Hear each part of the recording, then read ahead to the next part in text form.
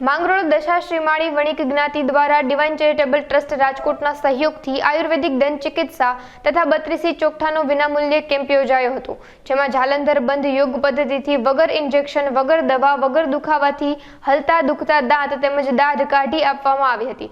તેમજ દાતાઓના સહયોગથી 5 દર્દીઓને દાંતની 32 પણ વિનામૂલ્યે બનાવી આપવામાં આવી હતી. આ ઉપરાંત પ્રથમવાર આયુર્વેદિક દંત કેમ્પનું સુંદર આયોજન કરાતા મોટી સંખ્યામાં દાંતના દર્દીઓએ વિનામૂલ્યે દાંતના નિદાન અને દવાઓનો લાભ લીધો હતો. માંગરોળ દશા શ્રીમાળી વણિક જ્ઞાતિ સંચાલિત આયુર્વેદિક જાલંધર બંધ પદ્ધતિ અન્વયે માંગરોળ ખાતે એક દંત યજ્ઞનું આયોજન કરવામાં આવેલ, જેમાં દાતાઓના સહયોગથી 5 તેમજ દાતાઓ દ્વારા આ કેમ્પનો તમામ ખર્ચો ઉઠાવી અને માંગરોળની પ્રજાને લાભ આપવામાં આવેલ છે. અંદાજે 100 જેટલાથી દર્દીઓએ દાંતના રોગોનું નિદાન કરાવી અને સારવાર મેળવેલ છે.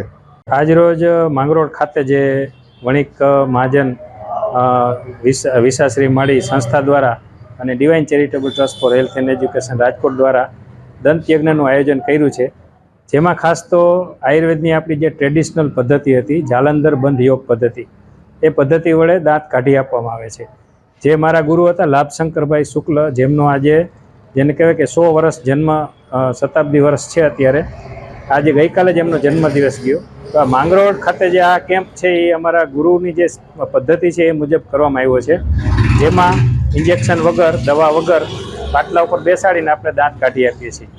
અને જે દાતાઓના સહયોગથી ખાસ કરીને દાંતની 32 પણ 5 લોકોને, જરૂરિયાતવાળા લોકોને વિનામૂલ્યે બનાવી આપવામાં આવી છે અને દાંત પણ વિનામૂલ્યે કાઢી આપવામાં આવ્યા છે. નિદાન કરી અને દવાઓ પણ 100 આસપાસ દર્દીઓને વિનામૂલ્યે આપવામાં આવી છે.